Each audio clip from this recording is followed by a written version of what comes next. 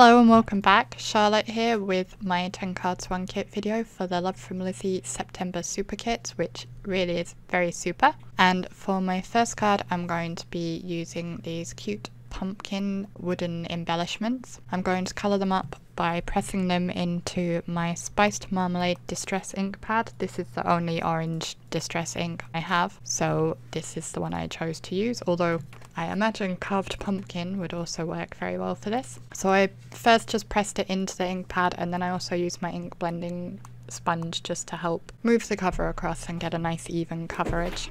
Next I cut a panel of the darkest kind of glitter effect pattern paper.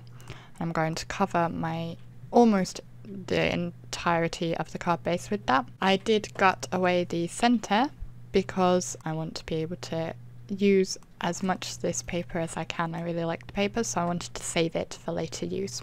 Then I am popping up a panel of black card over that center so you won't see where I had gutted it away. And I'm going to add my sentiment, which says cute as pumpkin, and this is one of the sentiments from the decoupage sheet. I will then use some more liquid glue. This is Tombow Mono Multi liquid glue, and I'm going to use that to adhere the two pumpkins into place. And whilst I'm doing that, I just have an acrylic block holding the sentiment down, and then I'll move that to hold the pumpkins down. And then when they have dried, that's that first card. For my second card, if you saw my unboxing video, you will know that I wanted to try and make a non-Halloween card, and I thought the flowers would be ideal for this. So I spent quite a lot of time using the flowers from the ephemera pack, playing around and trying to work out how I wanted to arrange them to create like a wreath on the card base. For this card I used the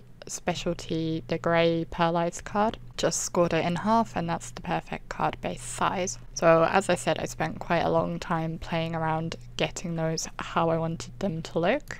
Off screen I die cut a snippet of white card with the happy birthday die that came in the February card kit, and I'm going to put that sentiment into the center of my wreath, or kind of towards the top because there was a nice space there that I could fit it in. Then I'm going to start assembling the wreath, and I put foam squares on the back of the largest floral cluster, the smaller floral cluster, and the flower as well. And then for all the other elements I am just going to use liquid glue, so this way the wreath has some mixed levels to it. Some of it's popped up and some of it's not, which I just felt added a bit more interest. And my reverse tweezers are very handy here for getting those smaller pieces back into place once I have the glue on the back of them. So that completes my second card. For card number 3, I started by creating a background using the black Brusho. I sprayed my piece of watercolor paper with some water mixed with Perfect Pearls, which adds a little shimmer. Then I'm just going to sprinkle the black Brusho over this. You may have noticed I also sprayed the back of the paper. That just helps to stop it from curling too much. So I also sprayed some more water and went back in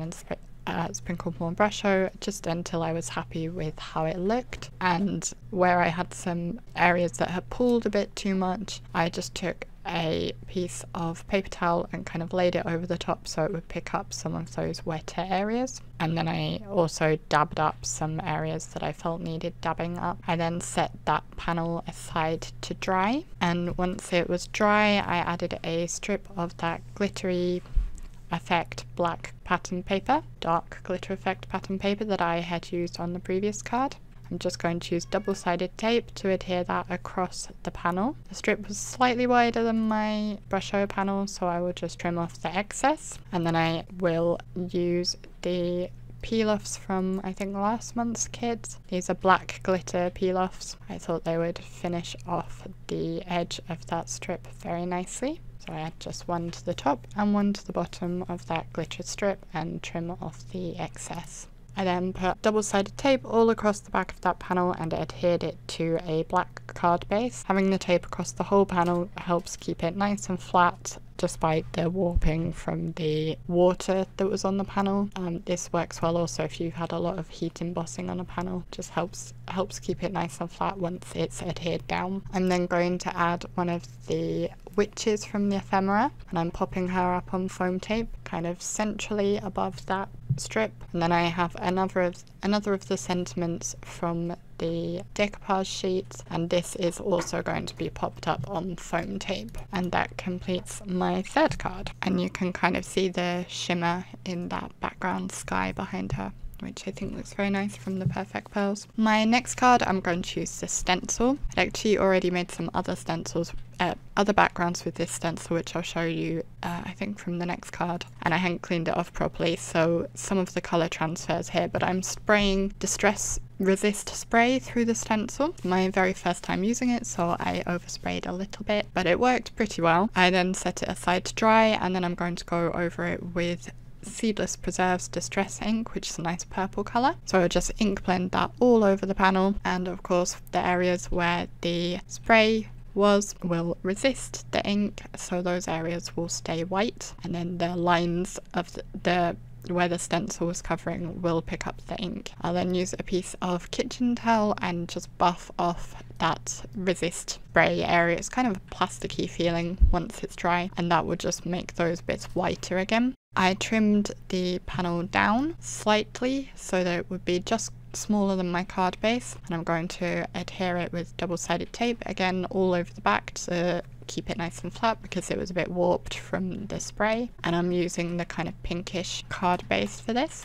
Then I'm going to use some peel-offs all around the edge. These are the metallic purple peel-offs that came in the kit. I'm using the narrowest ones, and I won't show doing the whole thing because my head gets in the way a lot, but I just go all around the edge of the panel with those peel-offs. Then I'm going to adhere another of the witches. This is the kind of purple witch on a broom from the decoupage pack, and I put together the decoupage off screen. You can see in my July kit video how to put decoupage together if you're not sure, and I will have a link to that in the top right hand corner so you can easily find that. And I'm using another of the sentiments from the decoupage, which says "Witch Please," which I thought went very nicely with this card. So that's that one. And then on to card number 5. I'm going to again use the stencil, and this is where my stencil got dirty, as I was saying. So I'm laying it down onto a piece of watercolour paper, and I make 3 backgrounds here. So first I'm going to sprinkle the Brusho onto the dry paper over the stencil. Then I will spray it with my water mixed with Perfect Pearls. You could just use plain water, it just so happens that my water bottle has Perfect Pearls in it.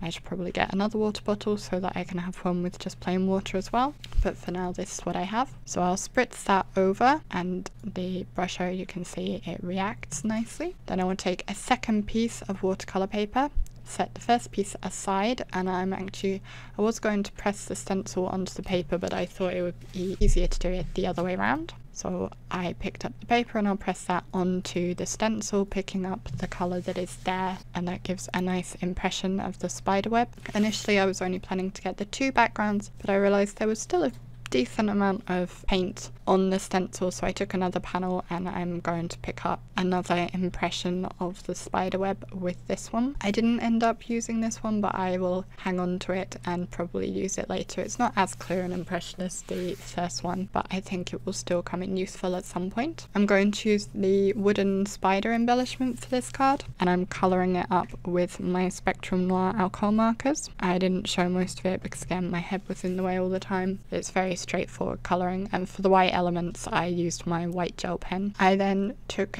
the Spooky sentiment from the stamp set, and I'm using black ink, this MFT black licorice hybrid ink, to add my sentiment to the bottom right hand corner of the panel, and I stamp it a few times to get a nice vibrant black impression so that it will show up very nicely against the background. I adhered the panel to a grey card base, and again I'm going to edge all the way around with the narrowest of the purple peel-offs. Then I'm going to add the spider using the Tombow glue again, and I'll just press her into place, and that completes my 5th card. So we're halfway through. For card number 6, I'm going to use the first background I created with the Brushos. Again, I'm going to use the same spooky sentiment, and in fact I'm putting it in the exact same place as I did on the last card. This time I'm going to heat emboss it, and I'm using the silver dollar embossing powder, which came in a previous kit and is also available to buy in the shop now. There'll be a link for that down below. It doesn't show up as well on camera as it does in real life, but it does show nicely against that background, especially when the light hits it. And I'm using another of the girls from the decoupage, and I will just adhere her off to the side, and I have adhered the panel to one of those kind of pinky purple card bases. I also decided to add some Nouveau drops. These are the Wisteria Purple, I think it was called. I got this wrong in my unboxing and I forgot already what it was called. I'm fairly sure it was Wisteria Purple. So I'm just adding 3 of those to the top left hand corner. I actually did smudge them and then redid them. If you notice that they're in a slightly different place, that's why. But that completes card number 6. For card number 7, I decided I would create a little scene, and first I'm going to work out which ink I want to use for my background. The lower portion of the card is not going to be visible, so it was a good place to experiment with the colours to work out which one to use, and I settled on Lavender Fields, which is an Alter New ink, and I'm going to stamp both sizes of the skulls from the Happy Haunting stamp set just in a random pattern across the card base. I'm then adhering a strip of the white spiderweb pattern paper across the bottom portion of the card, which, as you can see, hides the colour experimenting I was doing. And I'll border that with a peel off again. This time I'm using the widest peel offs. For all the other cards I've used the narrowest one, and for this one I decided to go wide. And I will trim off the excess and put that back on the sheet to use in future. I am using another of the sentiments from the decoupage sheet and various pieces of the ephemera. I'm just working out how I want to arrange them, and then I will adhere all the pieces into place with my Tombow glue.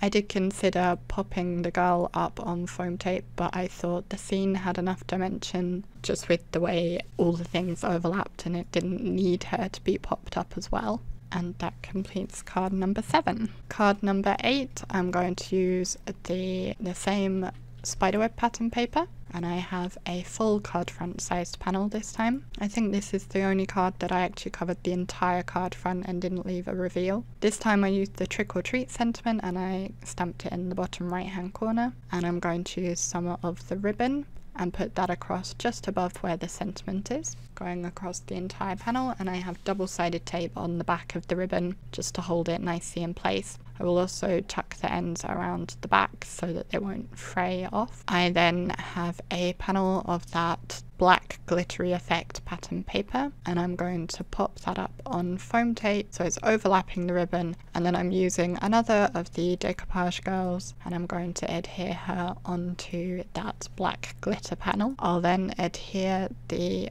entire panel to a white card base using double-sided tape, and I realised at this point that I'd cut my panel slightly smaller than my card base, so I'm just going to trim away the excess card on the side and the bottom. Okay, so card number 9, I decided I would make a wreath out of the skulls from the stamp set. So I'm using my Gina K wreath builder, the smaller size one. I think that's 3.5 or 3 3/4 inches. I have cut a square white panel to that size, and I'm just going to start stamping with the largest skull, and I will rotate the square one turn each time. After I got my first 2 skulls in place, I used them as a guide to add the smaller skull in, because that way I could fill out the wreath more quickly than if I did the large skull all the way around and then went back in with the smaller skull. It just sped the process up. So I just keep going, stamping the skulls, turning each time until the wreath is completed, and I will then carefully fussy cut it out. This does take a little while. You